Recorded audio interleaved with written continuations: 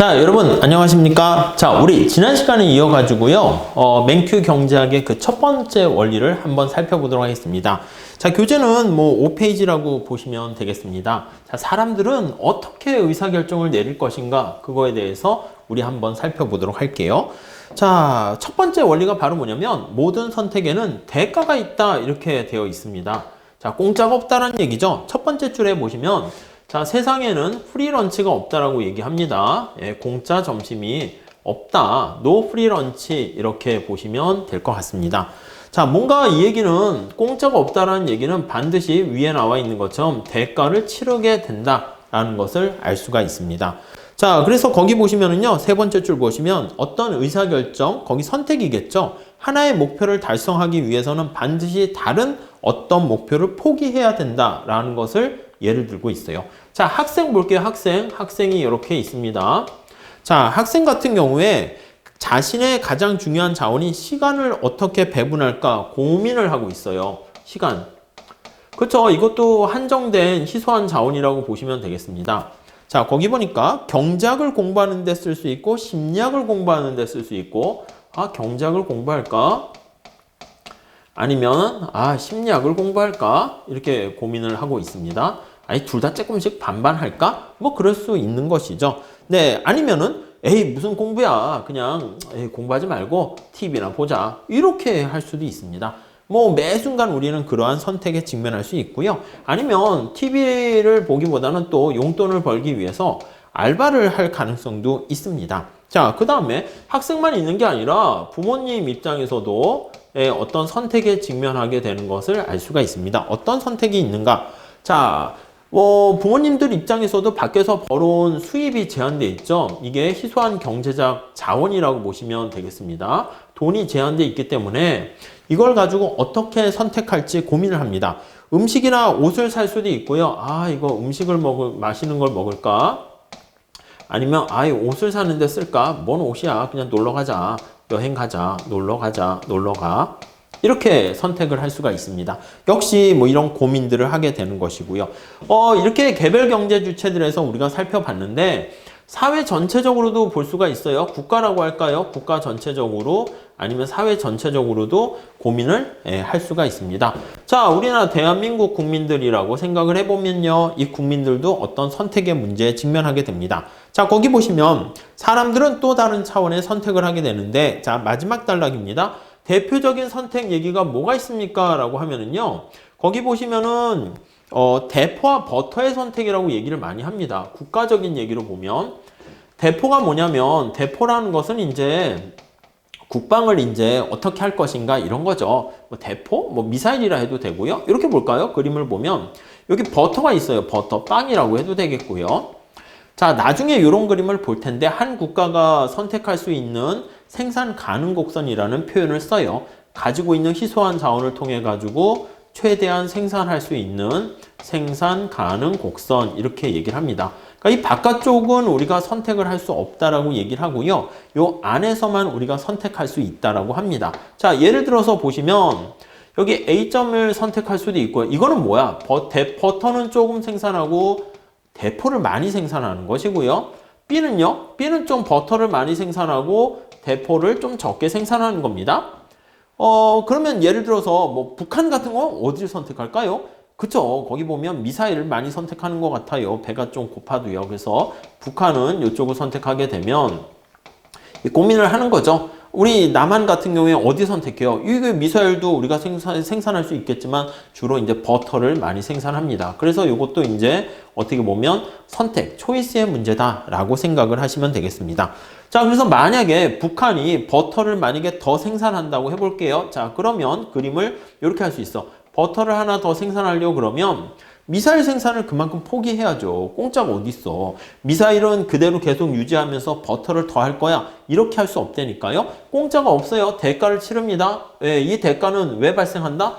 우리 지난 시간에 본 것처럼 희소성 때문에, 자원의 희소성 때문에 발생한다라는 것을 알 수 있습니다. 그래서 북한이 만약에 버터를 하나 더 생산하려고 하면 이렇게 여기 나와 있는 것처럼 버터를 더 생산하려면 미사일을 포기해야 된다. 대포를 포기해야 된다라는 것을 알 수 있습니다. 자, 이런 선택의 문제가 이제 대표적인 거고요. 또 다른 선택의 문제가 거기 재미있는 예가 있습니다.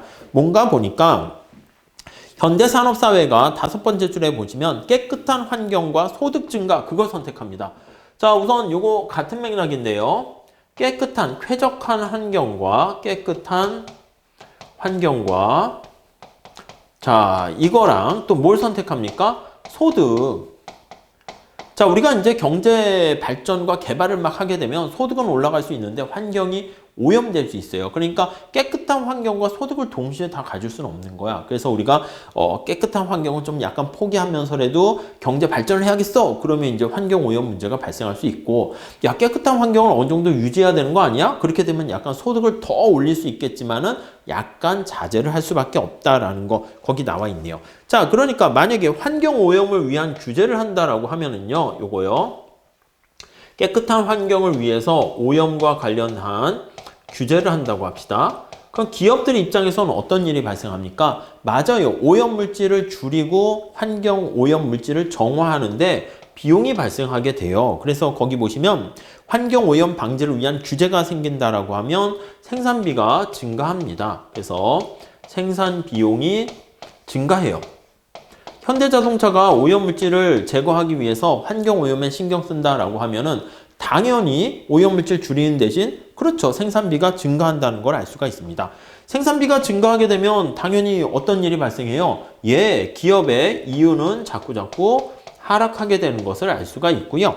이윤이 하락하게 되면은 임금도 낮아져. 그렇죠. 기업이 벌어들이는 이윤이 작아지니까 노동자들이 받게 되는 임금도 이렇게 하락하게 된다라는 것을 알 수가 있게 됩니다. 자, 그렇게 되면 당연히 이거를 임금과 이윤 떨어지는 걸 막기 위해서는 어떤 방식으로 대안을 하죠? 맞아요. 바로 뭐냐면 소비자의 판매 가격을요. 이 가격이라고 쓸게요. 프라이스입니다. 가격이 올라가게 된다라는 것을 알 수 있어요. 그래서 소비자한테 약간 일정한 비용을 부담을 전가시켰다라고 보시면 되겠습니다. 그래서 소비자가 지불하게 되는 가격이 올라가요. 자, 그런데 만약에 소비자가 야, 가격 비싸니까 나 안 살 거야 이렇게 되면은 할 수 없이 알았어, 현대자동차가 비용을 분담하거나 부담할 수밖에 없고, 아니면 그냥 환경오염 규제를 그냥 몰래 피해 가지고 오염물질을 그냥 강 하류에 하천에다 방류하거나 그런 불법적인 행위를 할 수도 있게 되는 것이죠. 네, 그렇게 결국 뭐냐면 정부 입장에서는 야, 깨끗한 환경을 위해서 규제를 한다라고 하면 뭔가 정부도 대가를 칠 수밖에 없다라는 것을 얘기합니다. 자, 그리고 이제 우리가 흔히 또 이제 가장 경제학에서 많이 얘기하는 두 개 선택 문제는요, 뭘 얘기합니까 하면 맨 마지막 단락에 나와 있는데 효율성과 공평성과 관련된 선택의 문제에 대해서 또 관심을 갖고 얘기합니다. 자, 우리가 효율성과 형평성 이렇게 쓸게요. 형평성. 자, 우리가 효율성이다라고 하면요, 거기 개념이 나와 있는데 뭐라고 되어 있나 한번 볼게요. 자, 효율성 거기 보시면 상충 관계가 발생한다고 했죠. 트레이드오프 관계가 발생하는데 효율성이란 제한된 희소한 자원으로 최대 효과를 누리는 것을 말합니다. 우리가 이제 최소 비용으로 최대 효과를 누린다라고 보시면 돼요. 최소의 비용으로 최대 효과를 누리는 것을 우리가 효율성 이렇게 얘기해요. 결국 이제 뭔가 할 때 낭비가 없다라는 걸로 우리가 귀결될 거예요. 낭비가 없어 이렇게 되면은 그게 바로 효율적이다 이렇게 얘기를 할 거고요. 형평성, 이퀄리티 이렇게 나와 있는데요. 다음 페이지 가보시면은요, 경제 발전의 혜택이 사회 구성원들에게 얼마나 균등하게 분배되는가, 이거와 관련된 거예요. 자, 형평성이라는 것은요, 경제가 발전, 성장했잖아요. 그럼 거기서 과실을 얻게 됩니다. 그래서 경제 발전과 관련된 경제 발전에 따른 혜택이 어떻게 골고루 나눠질 것인가, 가능한 한 균등하게 분배가 되었을 때 우리가 그것을 골고루 되어 있다, 형평성, 공평성 이렇게 얘기합니다. 자, 그래서 우리가 얘기하는 거기 보시면 효율성이다라고 하면은요, 뭐라고 되어 있습니까? 파이를 크게 만드는 거고요. 그리고 파이를 어떻게 하면 크게 만들까, 최대로 만들까, 이 얘기를 하는 것이고요.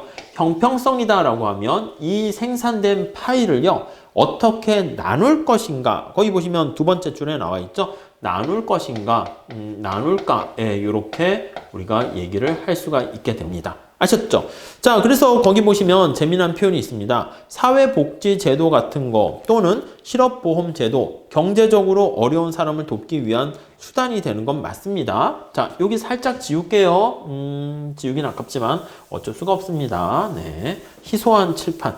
다음 페이지로 넘어가면 사실은 되긴 하는데 제가 다음에 설명할 거를 여기다 조금 제목을 써놨거든요. 그래가지고 어쩔 수 없이 그냥 이렇게 합시다. 자, 그러면 다시 한번 거기 예를 한번 들어볼게요. 이 효율성과 형평성과 관련된 사례 한번 돼 있는데 한번 볼게요. 자, 가능한 한 경제적 혜택을 보다 골고루 균등하게 분배하고자 하는 정책을 실시하는데 그 대표적인 게 이제 사회복지제도다 이렇게 생각하시면 되겠습니다.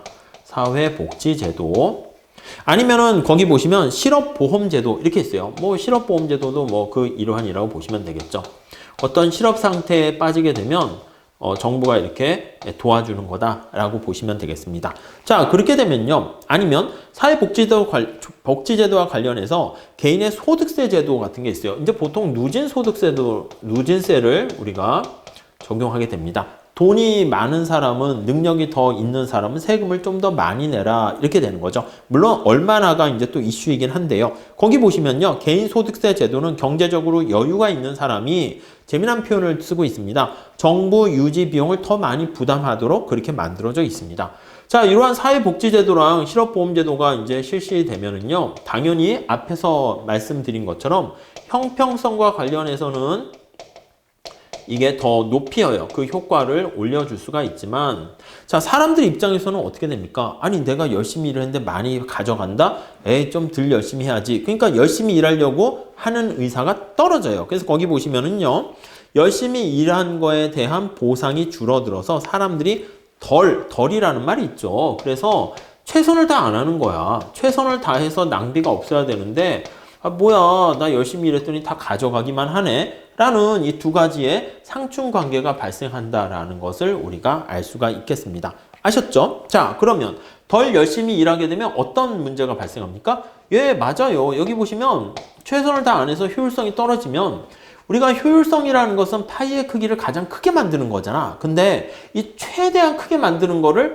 하지 못하게 된다라는 것을 알 수가 있습니다. 자, 그래서 거기 보시면 파이를 공평하게 나누는데 너무 초점을 맞추게 되면 어떻게 보면 크게 만드는데 약간 이제 문제가 발생할 수 있고요. 그리고 나누지 않고 크게만 만든다라고 하면 또 이 형평성의 문제가 떨어지는 거 알 수가 있습니다. 물론 그러면 이거는 둘 다 같이 못 가는 두 마리 토끼입니까? 일반적으로 단기에는 두 개는 상충관계가 있다라고 얘기는 하지만 또 이렇게 잘 조화를 이루게 되면 장기적으로는 두 개가 같이 갈 수도 있다라고 또 많은 경제학자들이 얘기를 합니다. 자, 그렇게 돼 있고 마지막 거기 단락에 나와 있는 것처럼 사람들은 항상이라는 말 체크해 주세요. 항상. 예, 항상 선택의 문제에 직면하게 되고요. 그 선택을 하게 되면은 반드시 대가를 치러야 한다라는 표현이 있죠. 그래서 근데 거기 나와 있는 것처럼 마지막 단락 보세요. 항상 어떤 선택을 해야 한다는 그 사실 자체가 사람들이 어떤 결정을 내려야 한다라는 거에 대해서 아무런 얘기는 해주지 않습니다. 아, 이게 뭔 소리야? 거기 얘가 있어요. 심리학 공부를 포기한다라고 하면 그러면 경제학을 하고 심리학을 아예 안 한다 이 얘기는 아니고요. 현실에서는 심리학을 좀 덜 하고 경제학을 좀 더 한다. 약간 그렇다는 얘기입니다. 그래서 상충관계라 해가지고 야, 우리는 효율성, 이분법적인 게 아닙니다. 우리 한계 원리에 대해서 다시 배우긴 할 텐데 효율성을 중시 여겨. 그럼 공평성은, 형평성은 아예 무시할 거야. 또 그런 건 아니고요. 그냥 둘 중에 상대적으로 이제 강약 조정, 가중치를 둘 때, 경중을 둘 때 어디에다가 초점을 더 많이 두는가? 거기에 좀 차이가 있다라고 생각하시면 되겠습니다. 자, 그래서 이번 시간에는 첫 번째 원리가 모든 선택에는 대가가 있다라는 것이고요. 다음 시간에는요, 우리 경제학 원리의 두 번째 원리인 모든 선택의 대가는 그것을 얻기 위해서 포기한 그 무엇이다 라는 약간 기회비용 개념에 대해서 설명드리도록 하겠습니다. 자, 다음 시간에 계속 이어서 설명드리도록 하겠습니다. 감사합니다.